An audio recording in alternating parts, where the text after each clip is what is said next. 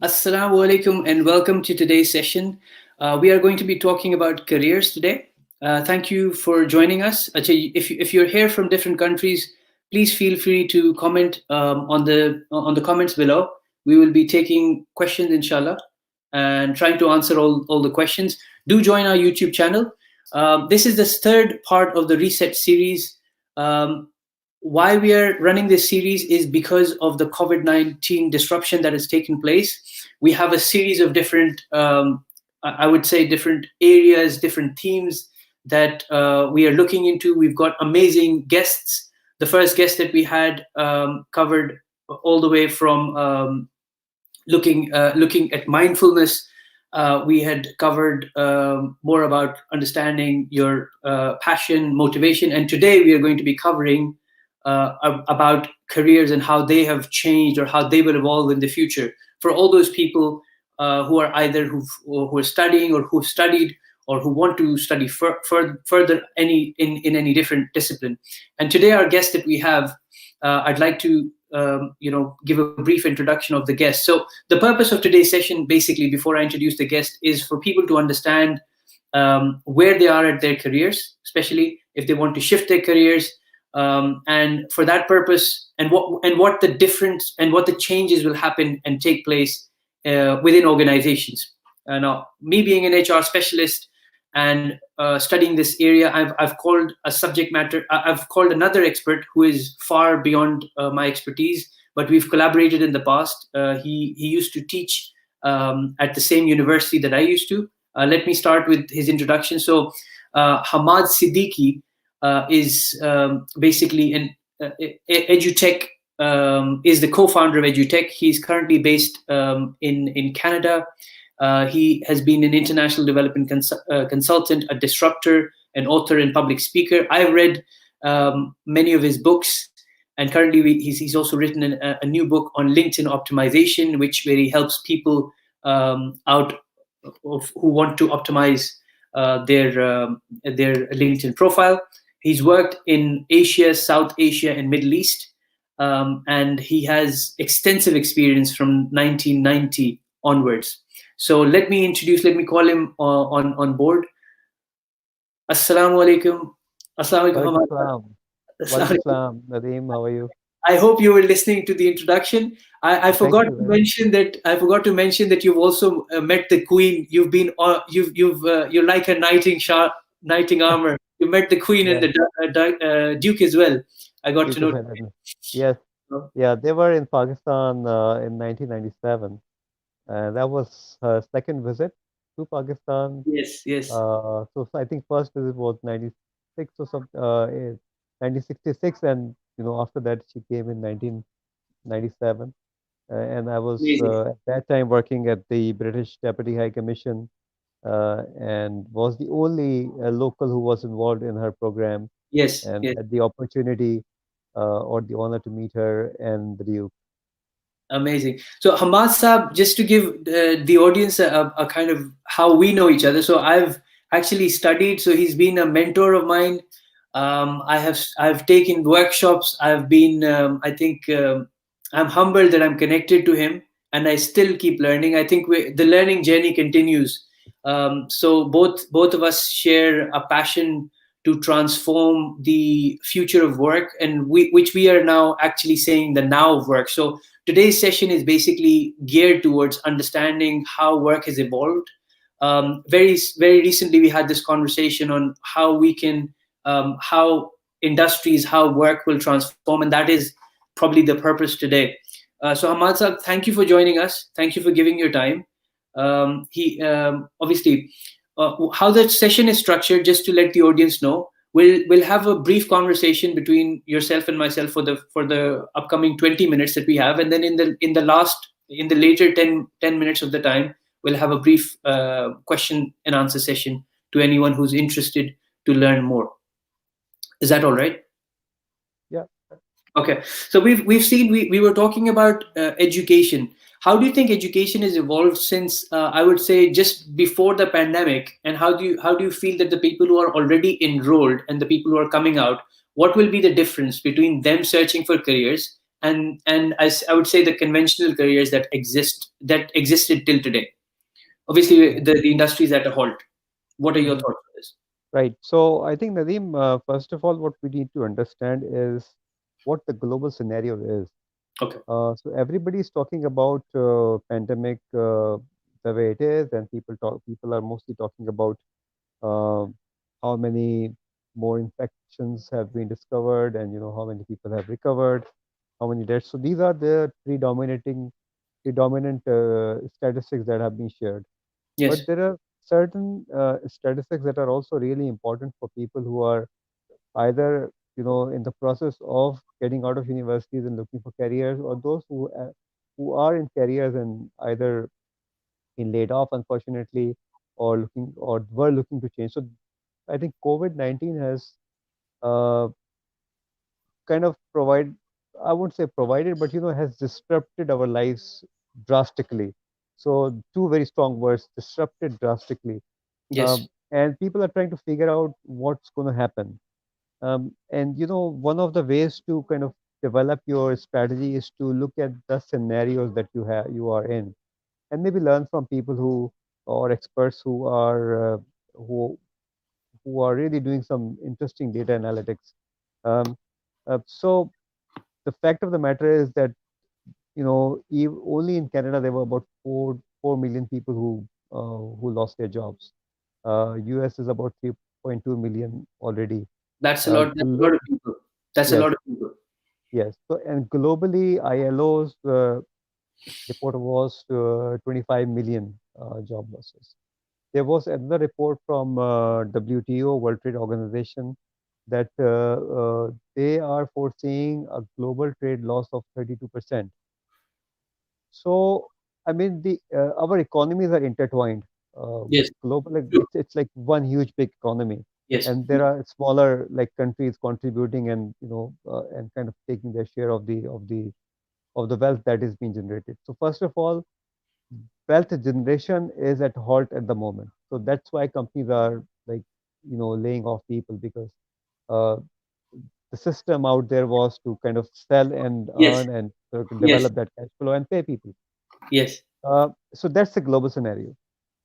The other this big disruption is that a lot of people, and I shared that data with you, Robert Half, which is one of the Yes. largest employment agency in Canada, has shared this data today only. I mean, at least I saw it today. Do you That want me to almost, share it on the screen? if you can, Yes. I think it would interest people. Uh, I think for this conversation, uh, the the first point and the third point are really important. I mean, all the points are important, but Yes. I think we can't really discuss everything in this session. So it says 85% companies are now allowing people to work from home more Hmm. frequently. हाँ sir, can you? We've just got a comment. आप थोड़ा सा अपना mic अपने वो कर लीजिए Okay, थोड़ा आगे right. वाला. So yeah, I think this is fine, because I realized that there is a problem in my microphone. That's why I asked Okay. like earlier. Okay. Anyway, so 85% companies are now allowing people to employees to work from home more Hmm. frequently. At the moment, anybody who can work from home is working from home, really. Yes. Yes. uh, and only in the manufacturing sector or sectors where there is a need for people to be in an office environment are going to the office. Otherwise, people are not. Yeah. And the third point, which is 68%, are holding fewer in-person meetings Yes. and training. So these 2 points are really important to really focus at in trying to understand what the situation is. And you strategize only when you understand uh, where you are at the moment and what the given scenario is. Yes. So if we try to understand, uh, before COVID-19, when we were like in a normal working environment, Yes. uh, Zoom was not the norm. Yes. Okay, True. now Zoom is our new norm, right? Yes. True. So I mean, so much so that somebody like me who like run training programs and do like more in-person things. Uh, I never thought that I could actually run a training program using Zoom. I mean, one can, but the Yeah. kind of trainings that I do, which is like mostly soft skills. So last weekend, I ran a training program which was a team building session. Now think about it, that team building sessions are usually run when people are around. You know, you do Yes. these breakout sessions and try to build Yes. uh, that team working Yes. spirit. You know, Yes. try to give them experience. But we ran it on Zoom. Yeah. Everybody was sitting at their homes, and some ladies were, like, taking care of their kids, small kids also. Mm.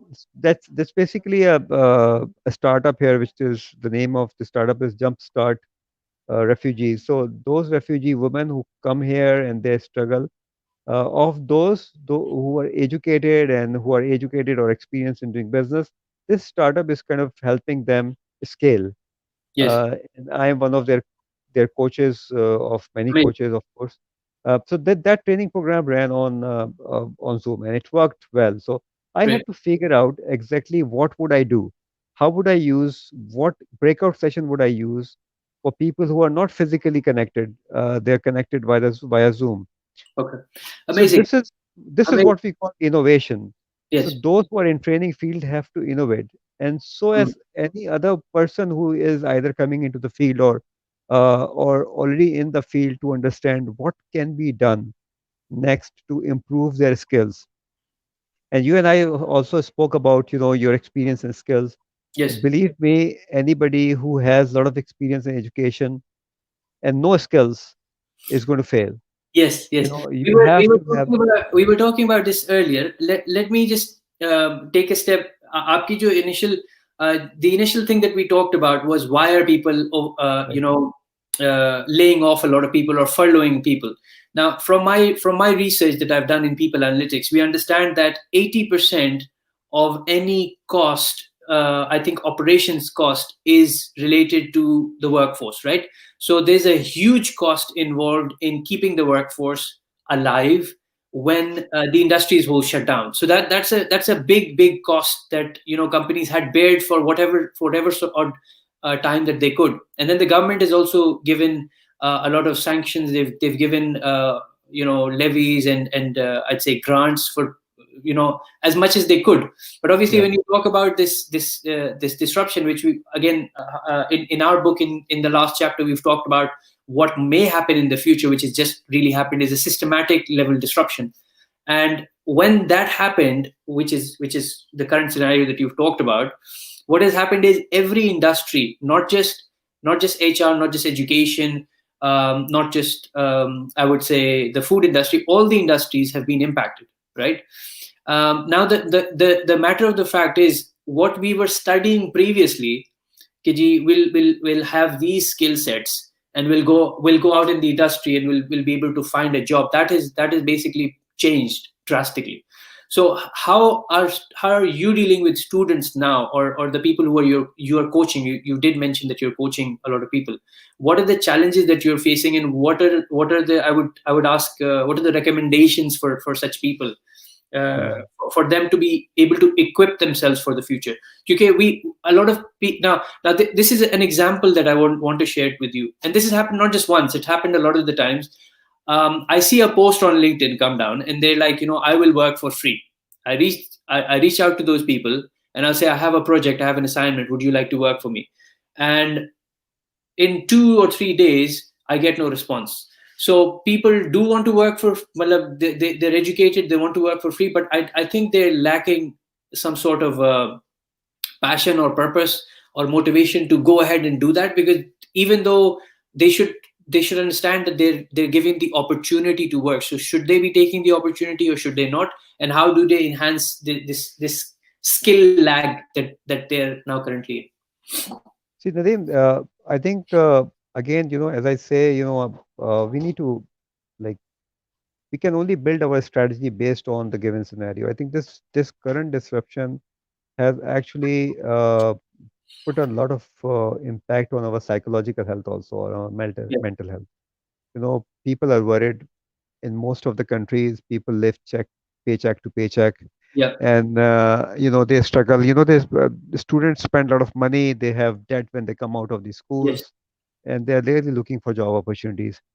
Now, at least in the short run, and how long that short run is going to be, we don't know. Uh, People are talking about economic recovery, either quarter 4 this year, or maybe some are talking about the second quarter 2021, which is a long, long time. Hmm. By that time, a lot of people will be out of schools and a lot of people will be out of job also. Hmm. There's going to be a tremendous competition. Now, people who can successfully beat competition will be successful. Very simple.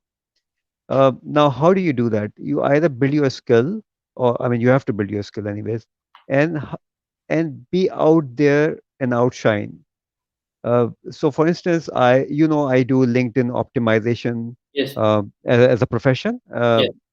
and I've also written a book recently on LinkedIn optimization.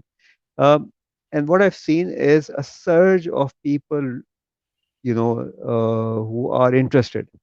Uh, Few months ago, people would not really interested in that kind of numbers, in spending time and money, and in their energies in kind of updating their LinkedIn profiles. Okay. Now they realize that recruiters are looking for people, and I need to be out there so that so recruiter could search my profile or could land onto my profile. How do I do that? So what I'm trying to say is that this is going to be the new norm. You have to build your skills, and skills can be anything. I think, even if you can write well, that is your skill. You have to identify what your skills are. A lot of people have public speaking skills, but they do not like count those as their skills. So uh, now i I've i identified my skill. I've identified my skill. Now what do I do? Let's say you know Hammad Siddiqui, that I'm a good writer, right? So Mhm. we're developing content. How do I commercialize it? Right. Um, Now you've given a very good example. I need to create my brand, and the brand is, you're talking about a personal brand that people like yourself help build through LinkedIn. So anyone who Googles me can find out Nadeem, who is Nadeem Khan, right? And what Nadeem Khan does. So why is this important now? Why is this more important to understand yourself, and why is, let's say, I always talk about what's the importance of performance coaching, what's the importance of mentoring for you to understand. Have schools missed out on something? Have universities missed out on something? Are they not looking at the bigger picture? Because abhi, what's happened is universities at the moment don't know whether students are going to be coming in next year or not. Yes. So that's Yes. a huge tipping point. And companies like LinkedIn and other companies that I'm working for, like AIHR, I'm an instructor there. We're developing online modules. So I also foresee that education might not be the same as it used to be. कि जी आप you're going to college now. All of that will be changed. All of it is disrupted. My kids are not going to school. We're looking for options whether we're going to homeschool them in the future. So, what are the tips that you want to give people who are listening, Kiji? How they can optimize, how they can basically come closer to that objective of finding The uh, niche. their niche. Yes, exactly, their niche. Thank you. Right. So, see, the thing is that, one has to be a subject matter expert anyway. So, Okay. it is not that, cybersecurity experts will be out of job. They may be out of job because they do not know how to project themselves, right? Right. The salespeople will not be out of job. As I said in the earlier part of the session, that realtors, the real estate agents, Hmm. are now using drone technology because they can't take clients to for showing. uh, Now, the other side of the equation is that sales have dropped significantly because people are scared Yeah. because they either they have lost jobs or banks are not giving mortgages and other reasons. But realtors have adopted to a new norm, which is showing through drone technology. Technology. Yes. Now, the thing is, this is just one example. How can you be creative in a situation? How do you survive? I think the first element in this whole scheme is survival, Yes. and survival for the fittest, as we say. Uh, Now, how do you become fittest? Is first of all, you should be able to project yourself as a subject matter expert. And how do you do it? Is by showing off. It's by showing people that you do it. So, for Yeah. instance, you are a content expert on a particular subject. But if you do not write, if you do not share that information frequently Hmm. on your LinkedIn and the social media, people would not know you. If you don't have a blog, you know, okay, there are people will argue there are millions of blogs, but you should know how do you optimize your blog, how do you build your community, or how do you kind of project yourself within the community that you are in, uh, and all that is going to help. Uh, there is not going to be a quick fix, but those who are going to start late will be at the end of the tail. As simple as that. Okay, so I'm actually writing down these amazing points. We have a couple of questions. Sure. I'll just like to summarize what has happened up till now, because we've almost reached the 20-minute mark, and then I will start taking these amazing questions. So what we've said, what the current scenario is, we need to, as human beings, we need to embrace technology. We do need to show off. By show off, you mean that show your skills, optimize your LinkedIn, because this is an amazing channel that you can use. Build a community around whatever it is you're doing, and obviously start now. Right? There is no quick fix. You need to start now, immediately. And if you're listening, this is a huge opportunity. I think. It's safe to say that both Hammad Siddiqui and myself are super connectors. We've been doing this for a long time. So you can also look at other people, what they're doing, what community there is, and grow that forward. Taking the first question, Vikas Dua has asked us. He's also a TEDx speaker and HR transformation leader. He's a great connection of mine. So he says, what's the guidance for professionals who may find themselves impacted by the crisis with respect to either job loss or salary cuts? ठीक है, तो ये this is one of the questions that Hmm. Vikas has asked. Shall we shall we respond one by one, right? I Yes, think yes, that's better. yes, So, because I think if you are still on job, even if you have lost your 50% salary, you are still very lucky. Uh, I think your starting point is to start looking at what next. How do I build the second income stream? And a lot of people have income stream using their skills and the skill sets and the subject matter expertise they have. So, for instance, I know a lot of people who are now looking at platforms such as Upwork and Fiverr. Uh, People are doing Udemy courses. There are multiple. Okay, nothing is going to happen immediately, but again, there has to be a starting point. yes, Nobody knew about what COVID-19 is going to bring in January this year, right? yes. And it has completely destroyed the whole. My phone is overheating. It may shut down. Uh, at least it says so. Let me just. I don't know. So if it shuts down, I can join you for my laptop. Okay. From that. Okay, So there will be a small disruption. okay. I think we've. Thank you, Vikas. We've tried to cover your portion. I think we'll wait for Hamad to join back to us, inshallah. So we any other questions that you have, please feel free to put them in the comments below, and we'll wait for Hammad Siddiqui to join us. I'll be taking the next question, which is from Javed Beg. If anyone else has any questions, do please jot them down. Okay, we have Hamad Saab again. Gee, thank you very much. Sorry, my phone got It's fine. heated. It's fine. Vikas has said great insights. Thank you. So what I think, to summarize that question and to move forward with the next one, I think it's essential. Even if you've got a job loss, you should come into the gig economy, and you need to find out other areas where you can scope out more money. Like, if let's suppose, how you can increase your income by folds, and it will obviously gradually happen. The next question is a relevant question. That's why I'm asking. So it's Javed Beg, who he's basically an OD professional. Mhm. What is the topmost skill set employers would look for?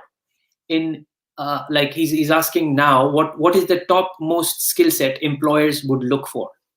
I think, and well, I would say two actually. Okay, uh, and both have, I mean, I can't really put in my own thoughts, which one is more important.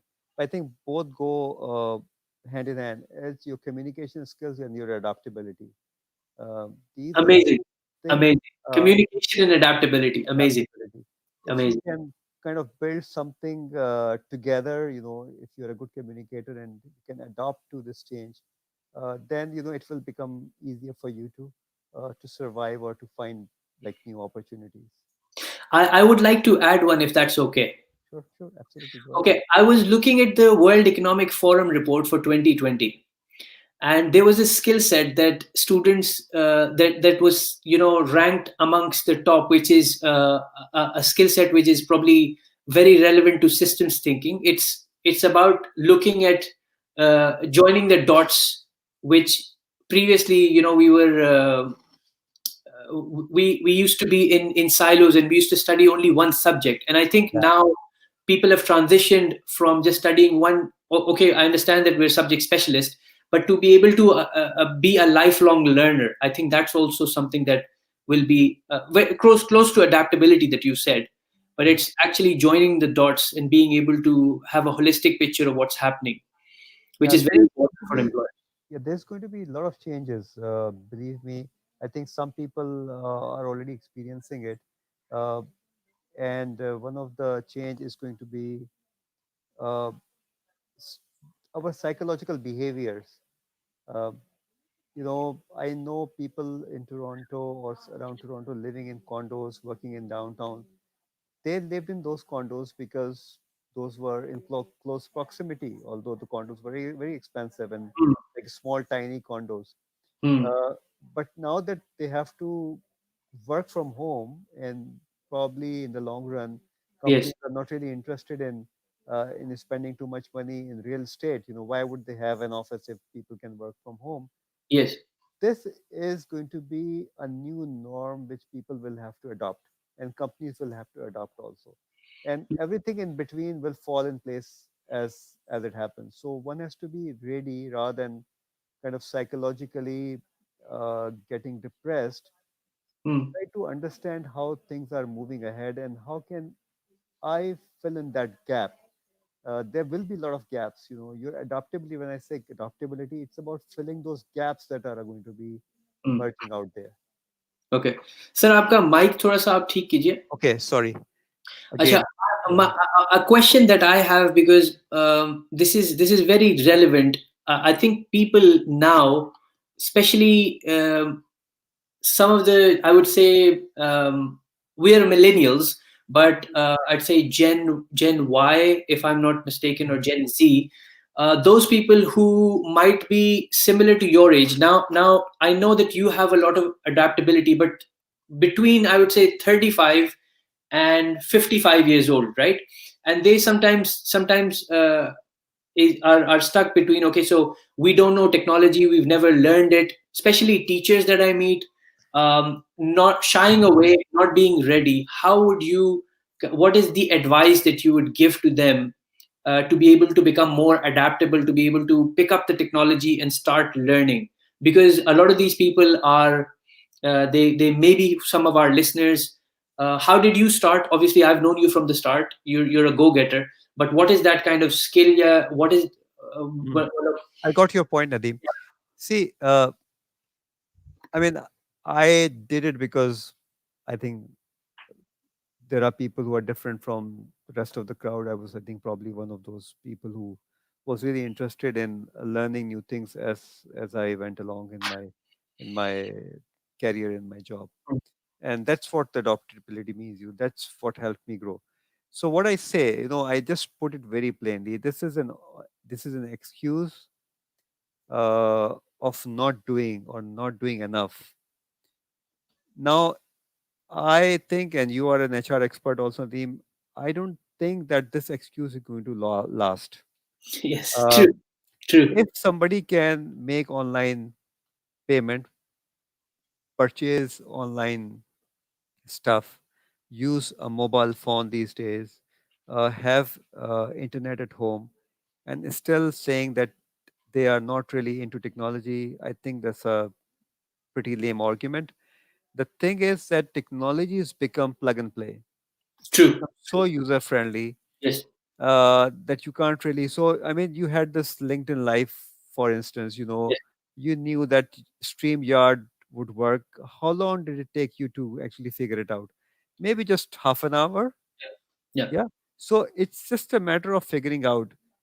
Remember, in my book also I mentioned that people who are successful, they're successful because they were able to figure out. Yes. Period. Yes. You know, economists. So I studied economics, but I never worked as an economist. I Yes. figured out something else. I went into development sector and Right. I figured out how do you fix business associations, how do you work with entrepreneurs, how do you do mentoring and stuff like that. So figuring out your education like helps you build your mental profile, uh, and your ability to figure out help you succeed in your career. Great, great, amazing. Thank you so much. I'd just like to wrap up today. I think the core message of the whole talk is that we need to be flexible going forward with anything that we do, especially with our careers. We need to embrace technology. We need to, I think, build ourselves as a brand, and build a community around it and start today. And I think these are amazing, I'd say, takeaway points from today's talk. Thank you so much for joining us. Hamasa, before you leave, I would like the audience to know how they can connect to you. What is the best way to connect to you, throughout all the social media channels? What would be the best way to Uh, touch? uh, I think the best way and the professional platform that I use more frequently now for the past several years is LinkedIn. Uh, you can find me by my name. Just add my name, and I, I mean, send me an invite, and I will accept it. Uh, what else? I mean, I'm on Facebook, but Facebook I don't use that much. LinkedIn probably is the best platform to connect with me, and I'll be happy to help whatever small Hamad Saab contribution I can make. is also a Twitter king. He has probably No uh, more, no more. no more. I think LinkedIn is taking a lead in this whole. Uh, I remember in the day you had your Twitter. It's Hamad Links. Yes. Twitter is just Hamad S. Hamad S. Hamad Yeah. S. Yes, that is also one place to look at your previous activity and your thoughts. No, I Sometimes still tweet. I still tweet, but not as much. not as much. But I remember during the day when you used to teach together, where you had an amazing Twitter profile, and that's you're always in the top of your game. So thank you so much. It's been a pleasure talking to you, Mr. Ahmad Siddiqui. Thank you very much, Nadeem. We hope that other questions would be asked, in people can reach out to you, and obviously we're trying to build this community, and hopefully let's all try and be as positive as we can, and hopefully inshallah we get out of this with flying colors. Thank you so much. Good luck. Thank you very much. Take care.